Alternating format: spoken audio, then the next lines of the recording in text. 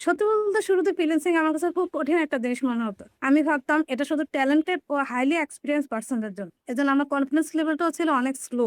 এখন আমি চ্যালেঞ্জ করে বলতে পারি যে ফ্রিল্যান্সিং এ সফল হতে হলে কনসিস্টেন্সি এবং হার্ড ওয়ার্ক খুবই জরুরি। ১ম আমি মনে করতাম যে আসলে আমি কিছু শিখতে পারবো বা কিছু জানতে পারবো। কিন্তু যখন থেকে ইনজেনাস একাডেমিতে জয়েন করি, নাসির স্যারের ক্লাস বা মুক্তি ভাইয়ার ক্লাস এবং আপুর ক্লাস করি, তখন মনে হয় যে না আসলেই আমি অনেক কিছু জানতে পারছি, অনেক কিছু শিখতে পারছি। এবং ওনাদের ক্লাস করার পরে মনে হয় যে মানে আমার ক্লাস করার আরো আগ্রহ বেড়ে যায় যে আমি কখন ক্লাস শুরু হবে এবং কখন ক্লাস করব, আমি কখন নতুন কিছু জানতে এবং শিখতে পারবো। ইঞ্জিনিয়ার্স একাডেমির সাথে আমার জার্নিটা খুব আচমকাভাবে শুরু হয়েছে। ২ দিন ক্লাস করার পর আমার এতটুকু অভিজ্ঞতা এসে যায় আর এতটুকু কনফিডেন্স আসে যে মুফতি ভাই একটা কথা বলেছিলেন যে, "আমরা আসলে একাডেমিক্যালি যেরকমই হই না কেন, আমাদের স্কিলটা মেইন জীবনে। আসলে কিছু করতে না পারলে আমাদের আর কোনো কিছুর কোনো দাম নেই।" আমরা আসলে প্রাতিষ্ঠানিক যেকোনো জ্ঞানই অর্জন করি, যতক্ষণ না আমরা সেটা কোনো কাজে প্রতিফলন করব, ততক্ষণ পর্যন্ত সেটার আসলে কোনো দাম নেই। কিছুদিন আগে ইঞ্জিনিয়ার্স একাডেমির একটি সেশনে যুক্ত হই। তো সেখানে আমার মুস্তি স্যারের কথা এত ভালো লাগে এবং আমার ভিতরে এরকম একটা কনফিডেন্স জাগে যে আসলে শিক্ষাগত যোগ্যতা কোনো কিছু নয়। নিজের ভেতরের ইচ্ছাটাই হলো সবচেয়ে বড়। এবং স্যারের কথা শুনে আমার ভিতরে কনফিডেন্স লেভেল এত পরিমাণে বেড়ে যায় যে আমি এবার কিছু করতে পারবো, এটা নিয়ে আমার একটা ভিতরে আত্মবিশ্বাস থাকে। তো ধন্যবাদ ইঞ্জিনিয়ার্স দুটো একাডেমিকে যে এরকম একটা সুযোগ দেওয়ার জন্য মহিলাদের, এরকম ভাবে বুঝানোর জন্য, বলার জন্য। ধন্যবাদ সবাইকে আমার কথা শোনার জন্য। ধন্যবাদ। আমি অনেকদিন থেকে ভাবছিলাম যে ফ্রিল্যান্সিং করব, ফ্রিল্যান্সিং শিখবো। কিন্তু আসলে তো আমাদের গাইডলাইনের অভাব থাকে, আমাদের রোড ম্যাপের অভাব থাকে। সবচেয়ে বড় অভাব যেটা আমি আমি নিজের জন্য ফিল করেছি যে একজন মেন্টরের সাপোর্ট।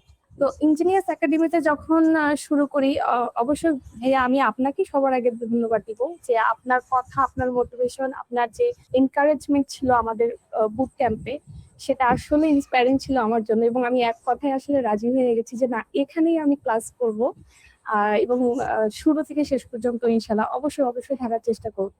আপনি স্টুডেন্ট হন, আপনি যে অবস্থানে থাকেন, আপনার এজ ডাজেন্ট ম্যাটার, আপনার position doesn't matter, background doesn't matter. আপনি সায়েন্স থেকে, আর্টস থেকে, কমার্স থেকে, যেই জায়গা থেকে থাকেন না কেন, আপনি অবশ্যই পারবেন। আপনি জাস্ট পরিশ্রম করে যান, কাজকে ভালোবাসুন, কাজকে সময় দিন। তাই আমি বলবো যে এখন আসলে আমি আর ভয় পাচ্ছি না, আর নিজেকে ডিসকমফোর্ট ফিল করছি না যে আমি পারবো না, ভয় লাগছে, সেরকম আর মনে হচ্ছে না। I can stop saying by myself that I can't, I just saying myself যে I can do, how can I do, how can I do. তো এই যে ড্রিম দেখা, এই যে স্বপ্ন দেখানো, এটা আসলে ইঞ্জিনিয়ার্স একাডেমি জাস্ট লাভ ইট। তাই যে ক্লাসগুলো আমি প্রতিদিন করি, যখন করি এবং রিপিট করি ক্লাসগুলোকে, মেন্টরের কথা শুনতে ভালোই লাগে। কাজী আপু যিনি আছেন তিনি তো জাস্ট অসাম।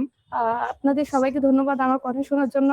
চলেন আমরা সবাই মিলে স্বপ্ন দেখি, আমরা সবাই মিলে কাজ করি, আমরা সবাই মিলে কিছু একটা করি। ধন্যবাদ সবাইকে। আল্লাহ হাফেজ। আসসালামু আলাইকুম। আমি মীর কানিজ ফাতেমা।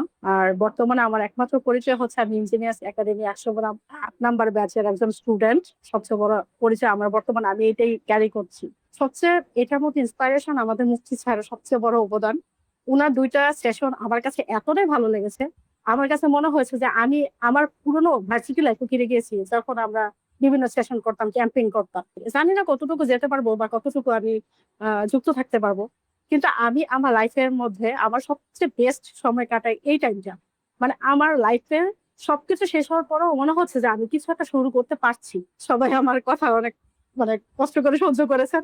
Many, many thanks.